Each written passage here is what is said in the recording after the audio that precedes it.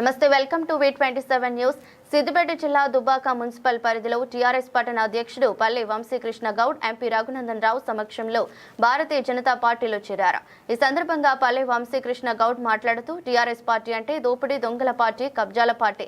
నేను ఎన్నికల్లో పోటీ చేయడం లేదు. 20 వార్డుల్లో భారతీయ జనతా పార్టీ కార్యకర్తలు గెలవడానికి కృషి చేస్తానని, రఘునందన్ రావు గారి ఆశీస్సులతో ఆశయాన్ని ముందుకు తీసుకెళ్లడానికి సామాన్య కార్యకర్తగా పనిచేస్తానని పల్లె వంశీకృష్ణ గౌడ్ పేర్కొన్నారు. ఈ కార్యక్రమంలో భారతీయ జనతా పార్టీ నాయకులు అంబటి బాలేష్ గౌడ్, చింతా సంతోష్ కుమార్, సర్పంచ్ అమర్ తదితరులు ఉన్నారు. నాకు బుద్ధి తెలిసిన నుంచి విద్యార్థి పరిషత్ నాయకునిగా మొదలుకున్న నా రాజకీయ జీవితం అన్న నాయకత్వంలోనే ఒక స్థాయికి ఎదిగి భారతీయ జనతా పార్టీలో కొనసాగడం జరిగింది.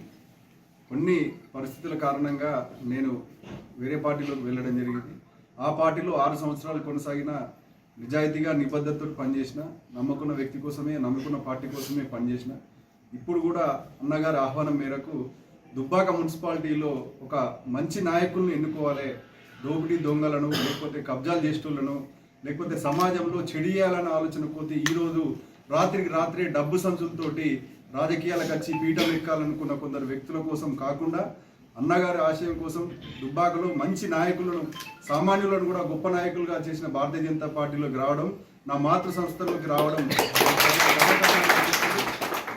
నేను ఖచ్చితంగా శక్తి వంచన లేకుండా ఈ దుబ్బాక మున్సిపాలిటీ ఎన్నికల్లో నిజమైన కార్యకర్తలను, భారతీయ జనతా పార్టీ కార్యకర్తలను గెలిపించడం కోసము, లేకపోతే మంచి నాయకుల్ని, మంచి సమాజం కోసం పనిచేయాలనే రగన్న గారి ఆశయం కోసం దుబ్బాక మున్సిపాలిటీలో మంచి వ్యక్తులే ఉండాలి, అభివృద్ధి జరగాలి, ప్రజలకు అప్పుడే న్యాయం జరుగుతుంది. కానీ ఈ భూ కబ్జాదారులు, లేకపోతే దోపిడీ దొంగలు కొందరు గద్దెనెక్కాలని చూస్తుంటే అది సరైన విధానం కాదనే అన్న లక్ష్యానికి, అన్న వెంట అడుగుజాడలో నడవడానికి నేను సిద్ధంగా ఉన్నా. ఖచ్చితంగా దుబ్బాక మున్సిపాలిటీ పైన భారతీయ జనతా పార్టీ జెండా ఎగరేయడం కోసం శక్తివంతంగా నేను పోటీ చేయడం లేదు. నేను ఖచ్చితంగా 20 వార్డుల్లో నేను భారతీయ జనతా పార్టీ కార్యకర్తల కోసమే, సామాన్య కార్యకర్తగా నేను పనిచేస్తాను.